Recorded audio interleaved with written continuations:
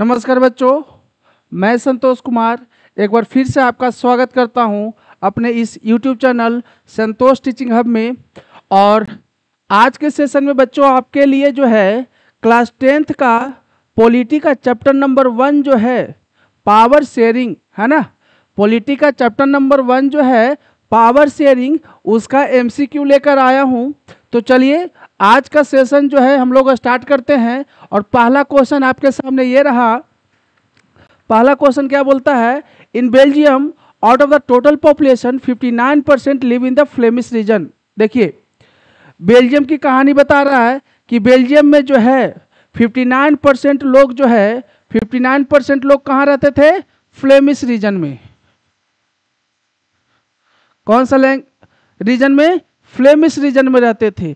और बोला जा रहा है कि वो जो फ्लेमिश रीजन में रहते थे वो कौन सा लैंग्वेज बोलते थे, है ना। 59% लोग जो है कहाँ रहते हैं, फ्लेमिश रीजन में रहते हैं। और फ्लेमिश रीजन में रहते हैं, लेकिन लैंग्वेज कौन सा बोलते हैं, तो ध्यान रखिएगा वो लैंग्वेज कौन सा बोलते हैं, वो लैंग्वेज बोलते हैं डच। वो कौन सा लैंग्वेज है, वो डच लैंग्वेज है ना। 59% बेल्जियम में 59% लोग फ्लेमिश रीजन में रहते हैं। कौन सा लैंग्वेज बोलते हैं, डच लैंग्वेज बोलते हैं, है ना।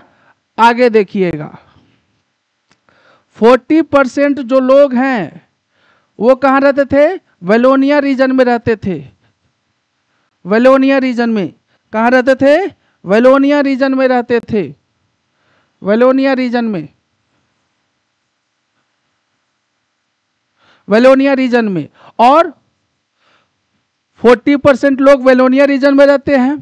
और कौन सा लैंग्वेज बोलते थे, फ्रेंच लैंग्वेज बोलते थे। कौन सा लैंग्वेज, फ्रेंच लैंग्वेज। ध्यान रखिएगा 59% लोग बेल्जियम में फ्लेमिश रीजन में रहता है और कौन सा लैंग्वेज, डच लैंग्वेज बोलता है। और 40% जो लोग हैं वो कौन सा रीजन में रहता है, वो रीजन में रहते थे वेलोनिया रीजन में। और कौन सा लैंग्वेज बोलते थे, तो फ्रेंच लैंग्वेज बोलते थे, है ना। तो इसका सही आंसर क्या है, देखिए तो 59% फ्लेमिश रीजन, कौन सा लैंग्वेज, डच लैंग्वेज। ऑप्शन में है कहीं डच, बिल्कुल है, ऑप्शन नंबर ए, है ना। तो इसका सही आंसर क्या है, ऑप्शन नंबर ए है। चलिए नेक्स्ट क्वेश्चन की तरफ हम लोग चलते हैं।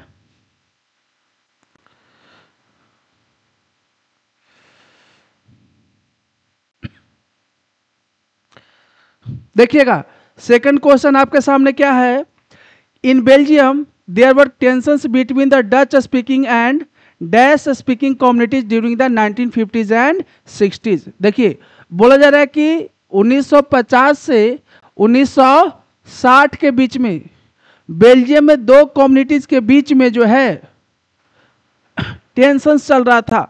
बेल्जियम में दो कम्युनिटीज के बीच में टेंशन चल रहा था, कब, 1950s और 1960s में। और वो दो कम्युनिटीज कौन कौन सा था वही बात कर रहा है। एक कम्युनिटी का जो है, एक कम्युनिटी का नाम यहाँ पे दिया हुआ है ना, कि डच स्पीकिंग थे। और दूसरा कम्युनिटी के बारे में आपसे पूछा जा रहा है। अभी आपने पढ़ा था डच और कौन सा कम्युनिटी, फ्रेंच कम्युनिटी, है ना, फ्रेंच लैंग्वेज बोलने वाले लोग, है ना। तो इसका जो है डच स्पीकिंग दिया हुआ है, इसका जो है आंसर क्या हो जाएगा, option number B, French speaking. मतलब ये दो कम्युनिटी के बीच में, डच स्पीकिंग और आपका फ्रेंच स्पीकिंग के बीच में जो है बेल्जियम में 1950 से 1960 के बीच में जो है टेंशन चल रहा था, विवाद चल रहा था, है ना। तो ऑप्शन नंबर क्या हो जाए आपका, ऑप्शन नंबर बी, है ना। तो चलिए अपने नेक्स्ट क्वेश्चन की तरफ चलते हैं हम लोग।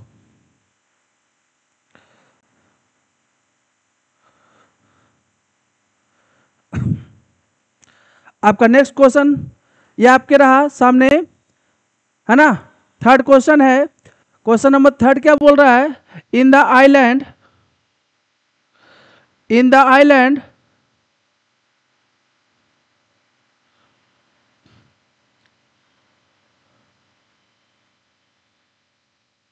in the island nation, in the island nation of Sri Lanka, the Sri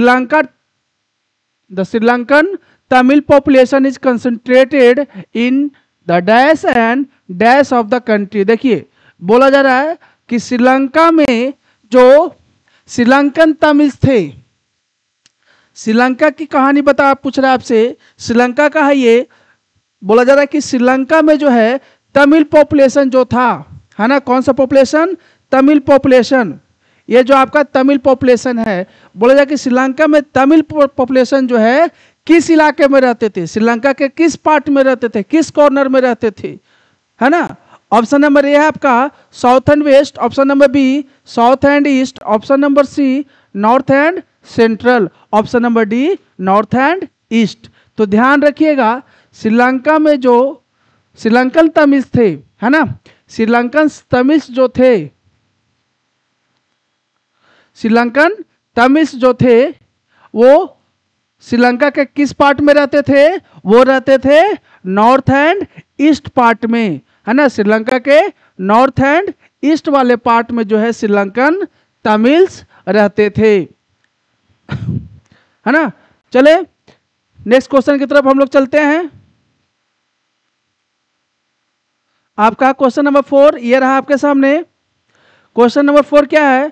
बोला जा रहा है कि most of the Sinhala speaking people of Sri Lanka are, देखिए ज़्यादातर जो श्रीलंका में सिन्हाला लैंग्वेज बोलते थे, कौन सा लैंग्वेज? सिन्हाला लैंग्वेज जो बोलते थे वो कौन से रिलीजन को मानने वाले लोग थे, वो किस रिलीजन को मानते थे, है ना। ज़्यादातर सिन्हाला स्पीकिंग जो लोग थे, पीपल थे श्रीलंका के, वो किस लैंग्वेज को, लैंग्वेज बोल रहा हूँ, किस रिलीजन को मानने वाले लोग थे? क्या वो क्रिश्चियंस को मानते थे, क्या वो हिंदूज थे, क्या वो बुद्धिस्ट थे, या क्या वो मुस्लिम थे, है ना। तो ध्यान रखिएगा कि सिन्हाला बोलने वाले लोग जो है, सिन्हाला बोलने वाले जो लोग थे वो बुद्धिस्ट थे। कौन सा धर्म को मानते थे? बौद्ध धर्म को मानते थे, है ना। तो ऑप्शन नंबर क्या हो जाएगा इसका सही आंसर? इसका सही आंसर ऑप्शन नंबर सी हो जाएगा, है ना। चलिए नेक्स्ट क्वेश्चन की तरफ हम लोग चलते हैं।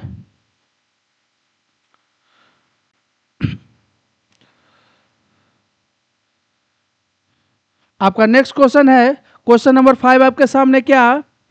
Sri Lanka emerge an independent country in dash. देखिए बोला जा रहा है कि श्रीलंका जो है एक आजाद देश के रूप में जो है कब हुआ, एक आजाद देश जो है कब बना, मतलब श्रीलंका की आजादी कब हुई, श्रीलंका आजाद कब हुआ। ऑप्शन नंबर ए है आपका 1948, ऑप्शन नंबर बी है आपका 1947, ऑप्शन नंबर सी है आपका 1949 एंड ऑप्शन नंबर डी है आपका 1958, है ना। इनमें से कौन सा ऑप्शन सही है? तो ध्यान दीजिएगा कि श्रीलंका जो है इंडिपेंडेंट नेशन के रूप में कब आया था? वो आया था इंडिया के 1 साल बाद, है ना। अब बताइए कि इंडिया जो है इंडिपेंडेंट नेशन कब बना? वो बना था 1947, है ना। तो 1 साल बाद मैंने बोला कि श्रीलंका भी आज़ाद हो गया था, तो इसका सही आंसर क्या है? 1948, ऑप्शन नंबर ए, है ना। ऑप्शन नंबर ए इसका सही आंसर है। चलिए अपने नेक्स्ट क्वेश्चन की तरफ हम लोग चलते हैं। आपका नेक्स्ट क्वेश्चन है क्वेश्चन नंबर 6 जो है ये रहा आपके सामने। In dash, an act was passed to recognize Sinhala as the only official language, thus disregarding Tamil। देखिए बोला जा रहा है कि एक एक्ट पास हुआ था, एक कानून पास हुआ था जिसके तहत जो है सिन्हाला लैंग्वेज को, कौन सा लैंग्वेज को? सिन्हाला लैंग्वेज को क्या घोषित कर दिया गया? ऑफिशियल लैंग्वेज घोषित कर दिया गया। ध्यान रखिएगा वो एक्ट कौन सा था, है ना। वो एक्ट कौन सा था जिसके तहत जो है सिन्हाला लैंग्वेज को ऑफिशियल लैंग्वेज घोषित कर दिया और जो है तमिल्स को क्या कर दिया? डिसरिगार्ड कर दिया, मतलब तमिल्सों का जो है अनदेखा कर दिया गया। वो कौन सा जो है एक्ट था? Option number A 1958, option number B 1956, option number C 1968 और option number D none of the above. बताइए इसका सही आंसर कौन सा है? किस एक्ट के तहत जो है सिन्हाला को जो है ऑफिशियल लैंग्वेज घोषित कर दिया गया? ऑप्शन नंबर बी 1956, है ना, 1956। इस एक्ट के तहत जो है सिन्हाला को ऑफिशियल लैंग्वेज घोषित कर दिया, जिसके तहत सिन्हाला बोलने वाले लोगों को जो है हर जगह जो है प्रिफरेंस दिया जा रहा था, चाहे वो एजुकेशन में हो, चाहे वो जॉब में हो, चाहे वो कहीं भी जो है आपका एडमिशन लेना हो, तो हर सेक्टर्स में जो है क्या किया जा रहा था, सिन्हाला बोलने वाले लोगों को प्रिफरेंस दिया जा रहा था। तो किस एक्ट के तहत जो है सिन्हाला को ऑफिशियल लैंग्वेज किया गया? Option number B 1956। चलिए क्वेश्चन नंबर 7 आपके सामने ये रहा। देखिए क्वेश्चन नंबर 7 क्या बोलता है कि the amended constitution of Belgium prescribe that the number of dash and French speaking minister shall be equal in central government. देखिए अमेंडेड कॉन्स्टिट्यूशन की बात कर रहा है ना, अमेंडेड कॉन्स्टिट्यूशन की बात कर रहा है। तो सबसे पहले ध्यान देंगे, है ना, कि बेल्जियम का जो कॉन्स्टिट्यूशन था वो कितनी बार जो है अमेंड किया गया? बेल्जियम का जो कॉन्स्टिट्यूशन था वो कितनी बार उसका जो है अमेंडमेंट किया गया था? 1970 से 1993 के बीच में, है ना, 1970 से 1993 के बीच में बेल्जियम का कॉन्स्टिट्यूशन जो है 4 बार जो है 4 टाइम्स जो है अमेंड किया गया। कितनी बार अमेंड किया गया? 4 टाइम्स जो है आपका अमेंड किया गया था। अब इसके तहत क्या था, जो अमेंडेड कॉन्स्टिट्यूशन था, जो सुधार किए गए आपका संविधान था बेल्जियम का, इसके तहत क्या पास किया गया था कि फ्रेंच स्पीकिंग और कोई एक लैंग्वेज बोलने वाला होगा, है ना, फ्रेंच स्पीकिंग और डच। कौन? डच। फ्रेंच स्पीकिंग और डच स्पीकिंग लोग जो होंगे, मिनिस्टर्स की बात हो रही है ना, फ्रेंच और डच, समझिएगा।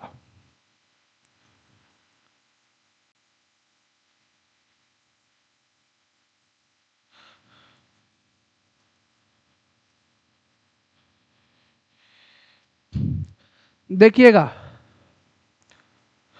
सेंट्रल गवर्नमेंट जब फॉर्मेशन होगा, सेंट्रल गवर्नमेंट जब बनेगा, है ना, तो सेंट्रल गवर्नमेंट में क्या था कि फ्रेंच स्पीकिंग जो मिनिस्टर्स होंगे, जितने मिनिस्टर्स होंगे उतना ही मिनिस्टर्स किसका होगा?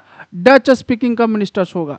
मतलब फ्रेंच भाषा बोलने वाले मिनिस्टर्स की संख्या उतना ही होगा जितना जो है डच भाषा बोलने वाले मिनिस्टर्स की संख्या होगी। मतलब सेंट्रल गवर्नमेंट बन गया तो फ्रेंच मिनिस्टर्स भी उतना होगा। जैसे मान लीजिए कि फ्रेंच मिनिस्टर बना 4 लोग, है ना, तो डच बोलने वाले लोग जो है सेंट्रल गवर्नमेंट में कितने लोग बनेंगे मिनिस्टर? तो ये भी बनेगा 4 लोग ही बनेंगे मिनिस्टर्स, है ना। तो ये बोला जा रहा है कि जो अमेंडमेंट हुआ था कॉन्स्टिट्यूशन में, बेल्जियम का जो कॉन्स्टिट्यूशन में अमेंडमेंट हुआ वो यह निर्धारित करता था कि फ्रेंच यहां दिया हुआ है ना, तो दूसरा कौन सा है? डच। तो यहां क्या जाएगा? डच जाएगा, है ना। Dutch and French speaking minister shall be equal in the central government. तो इसका सही ऑप्शन क्या है? ऑप्शन नंबर डी होगा, है ना। इसका सही ऑप्शन क्या है? ऑप्शन नंबर डी है ना। समझ में आ रहा है आप लोगों को? चलिए नेक्स्ट क्वेश्चन की तरफ हम लोग बढ़ते हैं। अगला क्वेश्चन ये रहा आपके सामने। अगला क्वेश्चन ये रहा आपके सामने, क्या dash is elected by people belonging to one language community, Dutch, French and German speaking, no matter where they live, this government has the power regarding cultural, educational and language related issue. देखिएगा इस बात को ध्यान रखिएगा। बोला जा रहा है कि बेल्जियम में, ध्यान रखिएगा कि बेल्जियम में जो है 3 टायर्स का जो है गवर्नमेंट का फॉर्मेशन हुआ था, है ना। सेंट्रल गवर्नमेंट, दूसरा था क्या? दूसरा था आपका स्टेट गवर्नमेंट, है ना। तीसरा क्या था आपका,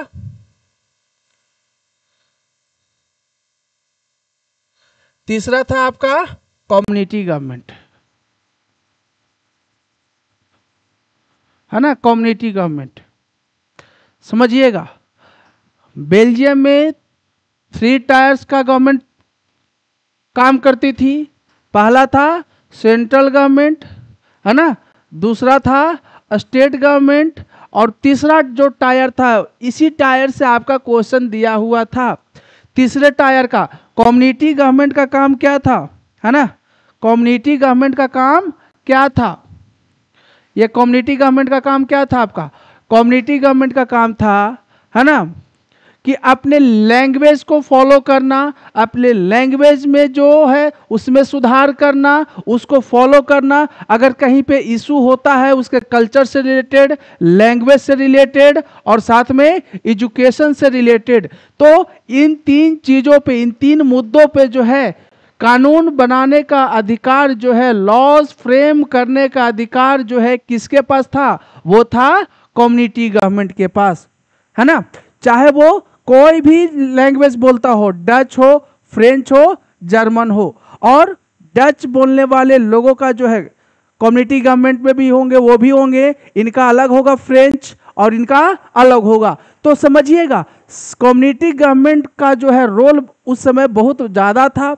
इनका कम्युनिटी गवर्नमेंट का जो रोल था यह कि कल्चर से रिलेटेड, उनका जो कल्चर था, जैसे डच स्पीकिंग लोगों का जो कल्चर होगा उसको वो जो है क्या करेगा, उसकी सुरक्षा करेगा, सेफ्टी देगा, है ना। अपने एजुकेशन को जो है वो बचाने की कोशिश करेगा, फॉलो करेगा। अपने लैंग्वेज से रिलेटेड इशू को जो है ना, मुद्दा कोई होगा, कोई विवाद होंगे, कोई ऐसा इशू आएगा लैंग्वेज से रिलेटेड, तो इसका जो है सॉल्यूशन जो है कौन करेगा, कम्युनिटी गवर्नमेंट करेगी। तो वही क्वेश्चन पूछा जा रहा था, dash is elected by people belonging to one language community, कौन चुना जाता था, है ना, लोगों के द्वारा कौन चुना जाता था, जो लैंग्वेज कम्युनिटी पे काम करती थी, चाहे वो डच हो, फ्रेंच हो या जर्मन स्पीकिंग हो, चाहे वो no matter where they live, चाहे वो कहीं भी रहें, किसी भी इलाके में रहें, इससे कोई फर्क नहीं पड़ने वाला है। लेकिन इनके पास क्या पावर था, this government has power regarding cultural, मतलब कल्चरल पावर जो है किसके पास था, एजुकेशनल पावर जो है किसके पास था, और लैंग्वेज रिलेटेड पावर जो है किसके पास था। तो थर्ड टायर जो आता था आपका कम्युनिटी गवर्नमेंट, ये पावर उसके पास होती थी। तो इसका सही आंसर क्या हो जाएगा, देखिए तो ऑप्शन नंबर ये है district government, option number B state government, option number C community government, या option number D central government, है ना। तो इसका सही आंसर क्या है, option number C community government, है ना। चलिए नेक्स्ट क्वेश्चन की तरफ हम लोग मूव करते हैं। नेक्स्ट क्वेश्चन ये आपके सामने, when many countries of Europe came together, है ना, when many countries of Europe came together to form the European Union, to form the European Union, European Union dash was chosen as its headquarter, है ना। देखिए बोला जा रहा है क्या कि बहुत सारे कंट्रीज जब एक साथ आए, कहाँ के, यूरोप के बहुत सारे जब कंट्रीज एक साथ आए तो एक यूनियन का फॉर्मेशन हुआ, है ना, एक यूनियन बना। वो कौन सा यूनियन था, वो यूरोपियन यूनियन था। और यूरोपियन यूनियन का जो हेड क्वार्टर था वो किसे बनाया गया, किसे चुना गया था, है ना। बहुत सारे यूरोपियन कंट्रीज जब यूनियन बनाए जब यूनियन बनाए तो उस यूरोपियन यूनियन का जो है हेड क्वार्टर किसे बनाया गया था, क्या वो ब्रसल्स था, क्या वो पेरिस था, क्या वो लंदन था, या जूरिच था, है ना। कौन सा होगा इसमें आंसर, ऑप्शन नंबर ए, ब्रसल्स को क्या चुना गया था, हेड क्वार्टर चुना गया था। ध्यान रखिएगा यूरोपियन यूनियन का हेड क्वार्टर क्या था, ब्रसल्स था। तो इसका सही आंसर हो गया आपका ऑप्शन नंबर ए। चलिए क्वेश्चन नंबर 10 की तरफ हम लोग चलते हैं। क्वेश्चन नंबर 10 ये रहा आपके सामने, which of the following statements about power sharing is false, बोला जा रहा है कौन सा स्टेटमेंट जो है पावर शेयरिंग के बारे में जो है वो गलत दिया हुआ है ना। स्टेटमेंट देखिएगा, power sharing helps in reducing the conflicts between social groups. क्या पावर शेयरिंग के कारण जो है कॉन्फ्लिक्ट्स जो है क्या होते हैं, रिड्यूस होता है, कम होता है, विवाद जो है कम होता है पावर शेयरिंग के कारण। Option number B, power sharing is a good way to establish political order. बोला जाए कि पावर शेयरिंग एक अच्छा तरीका है, गुड वे है किसको एस्टैब्लिश करने का, पॉलिटिकल ऑर्डर को एस्टैब्लिश करने का ये अच्छा तरीका है, मतलब पॉलिटिकली रूप से जो है वो स्टेबल रहेगा। Option number C, power sharing is not the spirit of democracy, है ना। बोला जा रहा है कि पावर शेयरिंग जो है एक स्पिरिट नहीं है, एक डेमोक्रेसी का जो है स्पिरिट नहीं है। तो इसका सही आंसर क्या होगा, या ऑप्शन नंबर डी है ऑल ऑफ द अबव। क्या सभी स्टेटमेंट्स जो है आपका गलत है, गलत स्टेटमेंट जो है आपको चुनना है ना। देखिए पावर शेयरिंग रिड्यूस करता है कॉन्फ्लिक्ट्स को, ये सही है, बिल्कुल सही है। पावर शेयरिंग एक अच्छा तरीका है पॉलिटिकल ऑर्डर को एस्टैब्लिश करने का, है ना। तो option all of the above option तो ऐसे ही छट गया, क्योंकि ये दो तो सही है मेरा, तो सही आंसर क्या हो जाएगा, ऑप्शन नंबर सी, है ना। इसका सही आंसर क्या हो जाएगा, ऑप्शन नंबर सी। मतलब कि ये जो स्टेटमेंट दिया है ऑप्शन नंबर सी, ये क्या कैसा स्टेटमेंट है, ये गलत स्टेटमेंट दिया हुआ है। पावर शेयरिंग के बारे में जो है आपका ये स्टेटमेंट गलत दिया हुआ है ना। चलिए नेक्स्ट क्वेश्चन की तरफ हम लोग बढ़ते हैं। क्वेश्चन नंबर 11 की तरफ हम लोग बढ़ते हैं, है ना। क्वेश्चन नंबर 11 ये रहा आपके सामने, which of the following statements are true about power sharing. देखिए पिछला क्वेश्चन में क्या था कि गलत स्टेटमेंट को चुनना था, और क्वेश्चन नंबर 11 में जो है आपका सही स्टेटमेंट को चुनना है ना। Power sharing, power is shared among different organs, आपने पढ़ा है ना, कि पावर को जो है डिफरेंट ऑर्गन्स के बीच में जो है शेयर किया जाता है। तो ये स्टेटमेंट क्या है, सही है, बिल्कुल सही है। आगे ऑप्शन देख लेते हैं, power can be shared among governments at different levels, बिल्कुल सही है। अभी आपने बेल्जियम के बारे में पढ़ा था, है ना, कि 3 लेवल्स का गवर्नमेंट काम करती है। तो पावर जो है गवर्नमेंट्स के बीच में 3 लेवल्स में बढ़ते हैं। तो ये भी ऑप्शन आपका क्या है, ऑप्शन नंबर बी भी क्या है, सही है। पावर में भी also shared among different social groups, है ना। पावर्स को जो है अलग अलग सोशल ग्रुप्स के बीच में भी जो है शेयर किया जा रहा है, ये भी जो है आपका ऑप्शन नंबर सी भी सही है। तो इसका सही आंसर क्या हो जाएगा, option number D all of the above, है ना। ऑप्शन नंबर डी जो है इसका सही आंसर हो जाएगा, है ना। चलिए नेक्स्ट क्वेश्चन की तरफ हम लोग चलते हैं। क्वेश्चन नंबर 11 आपके सामने ये रहा, क्वेश्चन नंबर 11 नहीं 12, है ना। क्वेश्चन नंबर 12 आपके सामने ये रहा, dash means social division based on shared culture. देखिए क्या इथनिक का मतलब होता है सोशल डिवीजन, क्या डेमोक्रेसी का मतलब होता है सोशल डिवीजन, क्या सेकुलरिज्म का मतलब होता है सोशल डिवीजन, या नन ऑफ द अबव। देखिए बोला जा रहा है किसका मतलब जो है सोशल डिवीजन किया जाता है, किसके आधार पे, तो कल्चर के आधार पे, शेयर्ड कल्चर के आधार पे जो है सोशल डिवीजन होता है। तो वो है आपका इथनिक का जो है आपको दिया था एक छोटा सा बॉक्स में, है ना। आपके बुक में जो एक छोटा सा बॉक्स में जो किनारे जो रहता है लेफ्ट साइड और राइट साइड, उस साइड में दिया हुआ था। तो इथनिक का मतलब क्या है, ऑप्शन नंबर ए, इथनिक का मतलब क्या होता है, सोशल डिवीजन करना। इथनिक का मतलब क्या है, सोशल डिवीजन करना। किस आधार पे तो है, वो है आपका कल्चर के आधार पे, शेयर्ड कल्चर के आधार पे जो है सोशल डिवीजन करना, है ना। तो इसका सही आंसर है ऑप्शन नंबर ए, इथनिक। चलिए नेक्स्ट क्वेश्चन की तरफ हम लोग मूव करते हैं। आपका अगला क्वेश्चन ये रहा आपके सामने,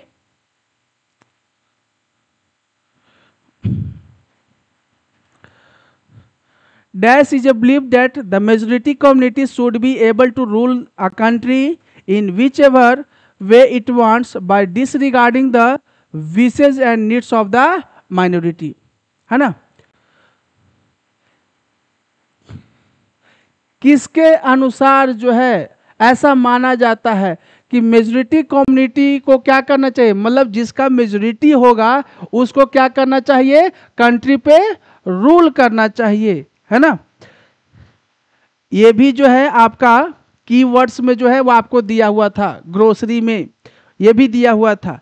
किसका मतलब क्या होता है, किसका जो है बिलीफ ऐसा होता है कि किसी भी नेशन में मेजॉरिटी कम्युनिटी को क्या करना चाहिए, नेशन में किसी भी नेशन में रूल करना चाहिए, मतलब मेजॉरिटी लोग, मतलब जिसका ज्यादा संख्या है उसी को जो है रूल करना चाहिए। ये किसका बिलीफ है, चाहे वो माइनॉरिटी का क्या करे, डिसरिगार्ड करे, माइनॉरिटी का कुछ भी विशेष हो या कुछ भी जो है किसी भी तरह का नीड्स हो, उनके विशेष को, उनके नीड्स को जो है क्या कर दे, डिसरिगार्ड कर दे, उनकी बातों को, है ना, उनकी आवश्यकताओं को, उनके नीड्स को अनदेखा कर दे।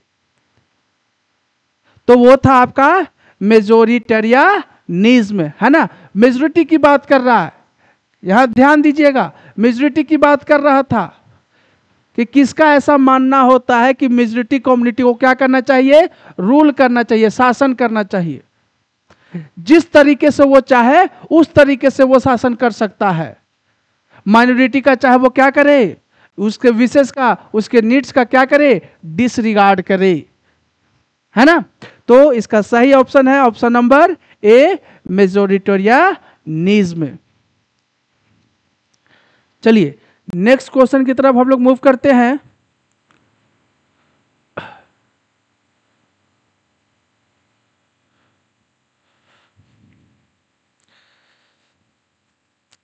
क्वेश्चन नंबर 14 जो है आपके सामने ये रहा।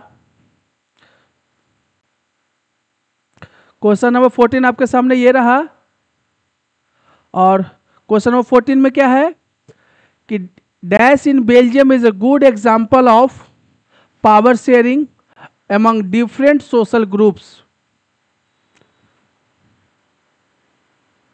Dash in Belgium is a good example of power sharing among different social groups, है ना।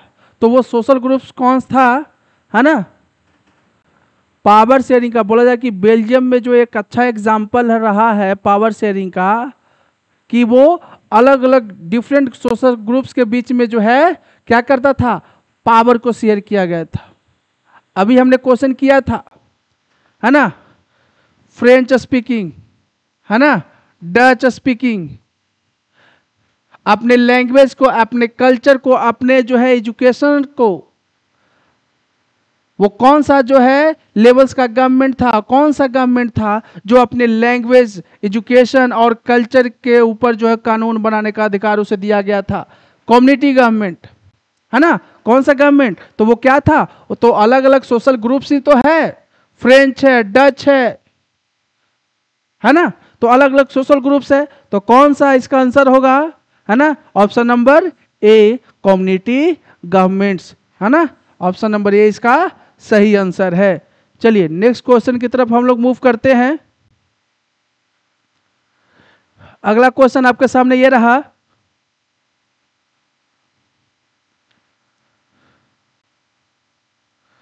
अगला क्वेश्चन ये रहा, the major social groups in Sri Lanka are the Sinhala speakers which constitute dash of the population. देखिए सिन्हाला स्पीकर, है ना, सिन्हाला स्पीकर्स, कितने percent लोग जो है सिन्हाला स्पीकर्स थे, है ना। बोला जाए कि श्रीलंका में कितने परसेंट लोग जो है सिन्हाला स्पीकर्स थे, क्या वो 35% थे, क्या ऑप्शन नंबर बी जो है आपका 50%, option number C 74%, option number D 30%। बताइए सिन्हाला स्पीकर्स जो है, बाबू ध्यान रखिएगा, सिन्हाला स्पीकर्स जो है 74% थे। कितने परसेंट, 74%। और ध्यान रखिए, याद कीजिए कि श्रीलंका का कहानी है, तो श्रीलंका में तमिल लोग भी थे, श्रीलंका में तमिल लोग भी थे। सिन्हाला कितना हो गया 74%, और श्रीलंका में तमिल लोग भी थे। तो तमिल लोग कितने परसेंट जो है बोलते थे, वो 18% था। कितने परसेंट? 18%। तो इसका आंसर क्या होगा? The major social groups. The major social groups कौन था? सिन्हाला था, है ना। श्रीलंका का जो सिन्हाला स्पीकर है वो कितना परसेंट जो है उनका पॉपुलेशन था? वो था आपका 74%।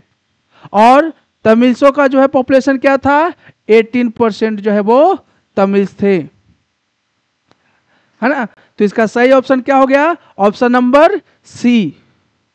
चलिए नेक्स्ट क्वेश्चन की तरफ हम लोग मूव करते हैं। आपका क्वेश्चन नंबर 16 ये रहा आपके सामने।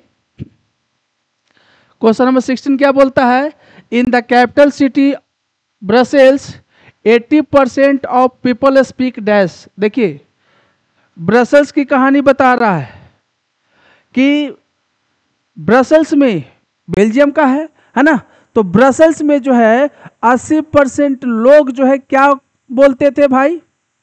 80% पीपल जो है क्या बोलते थे, है ना? वो बोलते थे फ्रेंच। कहीं फ्रेंच है इसमें? देखिए दो जगह फ्रेंच है। फ्रेंच, फ्रेंच आपको याद हो गया होगा कि बेल्जियम में जो है दो मेजर कम्युनिटी था, एक था फ्रेंच और दूसरा था क्या? डच, है ना। तो कैपिटल सिटी मतलब बेल्जियम का जो कैपिटल था ब्रसेल्स, वहां पे जो है 80% लोग जो है कौन सा लैंग्वेज बोलते थे?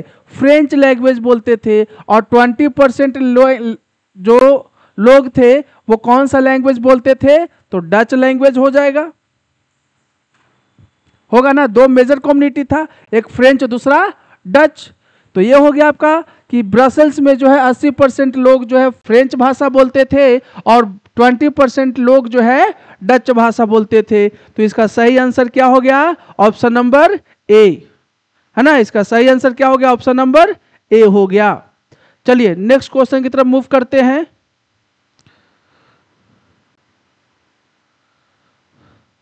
आपका नेक्स्ट क्वेश्चन ये रहा आपके सामने। Out of total population of Belgium dash of people live in the Wallonia region. देखिए हमने बता दिया था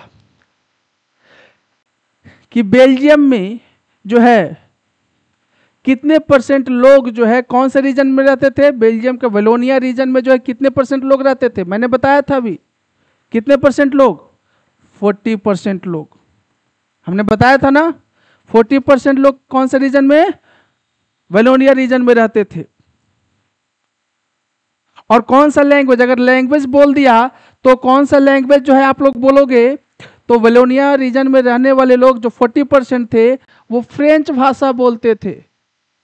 कौन सी भाषा? फ्रेंच भाषा जो है वो बोलते थे। तो इसका सही आंसर क्या हो गया? Out of the total population of Belgium dash of people live in Wallonia. बोला जाए कि बेल्जियम का जितना पॉपुलेशन था उसका कितना पॉपुलेशन जो है वेलोनिया रीजन में रहता था?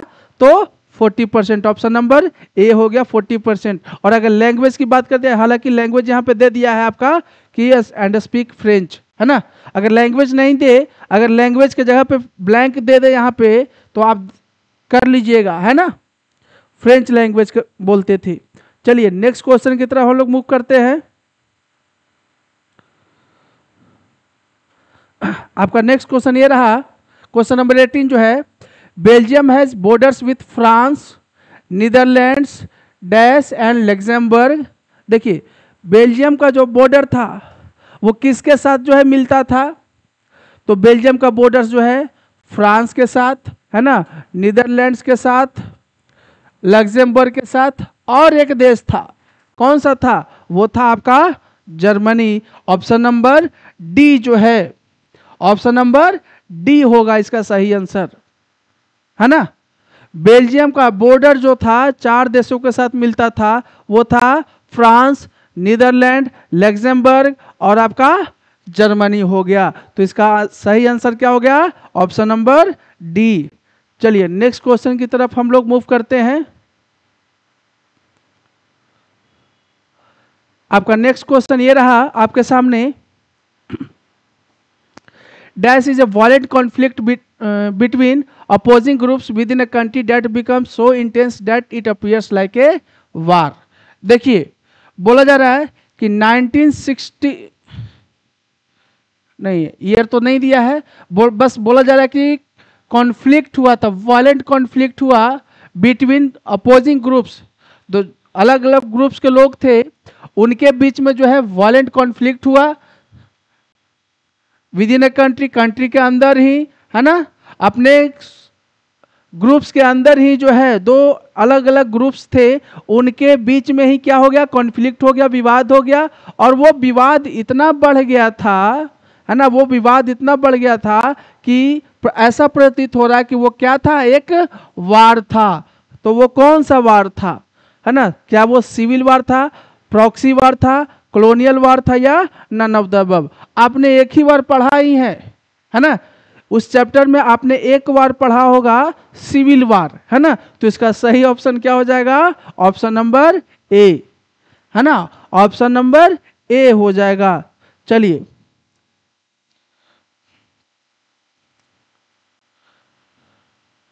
देखिए बच्चों, आज के सेशन का ये लास्ट क्वेश्चन है ना, आज के सेशन का ये लास्ट क्वेश्चन है। और हम लोग फिर से एक बार जो है एक दो दिन के अंदर जो है इस चैप्टर का जो है एमसीक्यू करेंगे, है ना। तो चलिए आज का लास्ट क्वेश्चन क्या है आपके सामने ये रहा, विच of the following statements is true. बोला जाए कि कौन सा स्टेटमेंट्स जो है सही है, दिए गए स्टेटमेंट्स में कौन सा स्टेटमेंट जो है सही है। A legitimate government is one where citizens through participation acquire a stake in the system। या option number B, prudential reason stress that power sharing will bring out better outcomes। moral reason emphasis that they act of power sharing as valuable। Option number C है, a democratic rule involves sharing power with those affected by its exercise and who have to live with its effect। या option number D, all of the above. देखिए option जो question number 20 है आपका, question number 20 जो है आपका, question number 20 में जो है देखिएगा एक वर्ड आया है यहाँ पे ऑप्शन नंबर ए में, लेजिटिमेट गवर्नमेंट। कौन सी गवर्नमेंट, लेजिटिमेट गवर्नमेंट। तो लेजिटिमेट गवर्नमेंट का मतलब क्या हुआ, वो हुआ वैध सरकार। कौन सी सरकार, वैध सरकार। ध्यान दीजिएगा, लेजिटिमेट गवर्नमेंट का जो है मतलब क्या हुआ, वैध सरकार हुआ या जायज सरकार, जो सही गवर्नमेंट होती है। मतलब ऐसा सरकार जिसका शासन करने का जो है अधिकार, ऐसी सरकार जिसको जो है शासन करने का अधिकार जो है किसने दिया है, लोगों ने दिया है, लेजिटिमेट गवर्नमेंट।